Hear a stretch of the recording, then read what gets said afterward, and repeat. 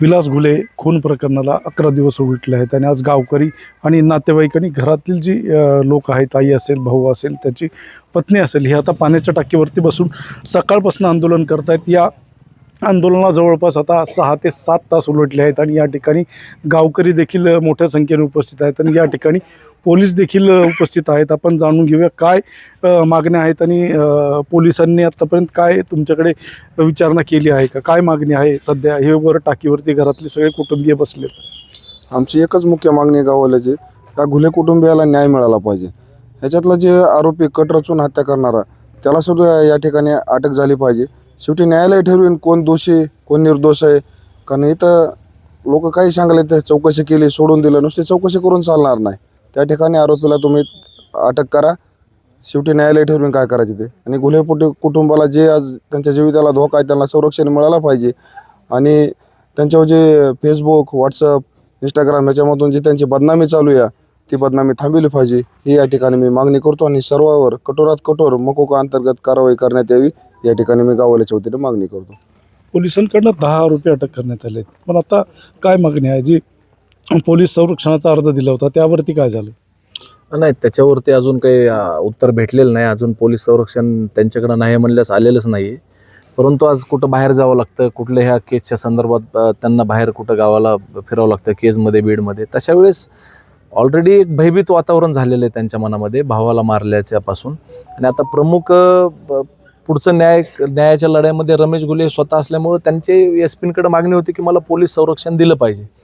त्याचबरोबर हे जे सर्व आरोपी त्यांनी कट करून केलेले आहे. तुम्ही एक लक्षात घ्या, एवढ्या सहजासहजी चाकू वगैरे घेऊन कोणी साधारण भांडणं करत नाही. हे पूर्वनियोजितच होतं. त्याच्यामुळे हे गुन्हेगारी पार्श्वभूमी असलेले सर्व आरोपी आहेत. पोलिसांना त्याची चौकशी करावी आणि हे जे आरोपी आहेत त्यांच्यावरती मकोका अंतर्गत कारवाई करावी. ठीक आहे, त्याची जी काही कायदेशीर प्रक्रिया असेल ती एस-पी साहेब पूर्ण करतील. ते त्यांच्यावरती मकोका अंतर्गत कारवाई करावी. आणि ह्या प्रकरणामध्ये विलास घुले यांनी रमेश घुलेंना सांगितल्याप्रमाणे जे प्रमुख ज्यांच्या सांगण्यावरून हे सगळं झाले, सौरव बजरंग सोनवणे यांना देखील अटक करावी. त्यांची चौकशी फक्त असं बोलून घेऊन चालणार नाही, पोलीस कस्टडीमध्ये त्यांना घ्यावं, त्याच्यानंतर सर्व समोर येणार आहे. आणि उद्या जर ते कुठं निर्दोष असतील, कोर्टामध्ये सिद्ध झालं तर आम्हाला त्यांच्याशी काही खाजगी कोणाचीच दुश्मनी नाही या ठिकाणी. ते जर नसतील तर आम्हाला काही अडचण नाही. परंतु हे न अटक करताना वरवर चौकशी करून हे नाही ना सिद्ध होणार. CDR काढले पाहिजेत, कुठल्या आरोपींनी कुणासोबत संपर्क झालेला आहे, कशा पद्धतीने संपर्क झाला आहे. खूप मोठं षडयंत्र या माध्यमातून आहे. तुमच्या निवेदनामध्ये एका महिलेचा उल्लेख आहे, त्याचे निवेदन तुम्ही देणार आहात, त्यामध्ये कोण आहे आणि काय प्रकार आहेत? नाही, आता आम्ही पण ते सोशल मीडियावरतीच बघतोय, त्याच्याबद्दल त्या महिलांबद्दल थेट आम्हाला नाव वगैरे माहीत नाही. परंतु जर एस-पी साहेबांनी त्यांची चौकशी केली पाहिजे. त्यांचे CDR काढा, त्यांना कोणी सांगितलंय का, अशा पद्धतीने कोणी बोलवायला सांगितलंय का? उमेश माने आणि ते जी महिला आहे त्यांचे कुटुंबीय यांची जमीन शेजारी शेजारी आहे. मुळामध्ये उमेश मानेंनी जी फिर्याद दिलेली आहे त्याच्यामध्ये स्पष्ट शब्दात उल्लेख केलेला आहे की त्यांच्या जमिनीचा वाद आहे त्या ठिकाणी आणि जमीन घेतली विकून जा, अन्यथा तुझ्यावरती आम्ही दिसेल तिथं मारू, असं ऑलरेडी उमेश मानेला दाब दिलेला आहे. आणि तेव्हा देखील त्या FIR मध्ये उमेश मानेंनी स्वतः लिहिलेले की काय म्हणजे कुठल्या अनैतिक संबंधाच्या संशयावरनं ह्यांच्यावर देखील दाबदडप केली जाते. माझी SP साहेबांना म्हणजे एकदम पारदर्शकपणे त्यांनी हा तपास करावा. जर त्याच्यामध्ये कोण दोष असेल तर त्याच्यावर देखील कारवाई करावी.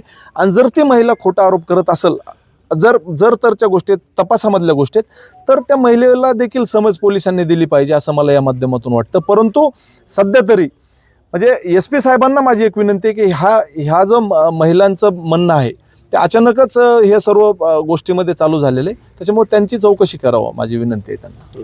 या सगळ्या प्रकरणामध्ये पोलिसांची काय भूमिका आहे? तुम्ही सकाळपासून बसलात, कोण आलं होतं का, काय विचारणा झाली का? ते आलेले आहेत ना, 2-4 पोलिस या ठिकाणी आहेत, कर्मचारी आलेले आहेत. परंतु आपले रमेश घुले यांचं स्पष्टपणे म्हणणं आहे की बीड जिल्ह्याचे पोलीस अधीक्षक यांनी स्वतः या ठिकाणी यावं, त्यांनी आमच्या निवेदनाचा स्वीकार करावा. कारण स्थानिकच्या पोलिसांवरती विश्वास राहिलेला नाही.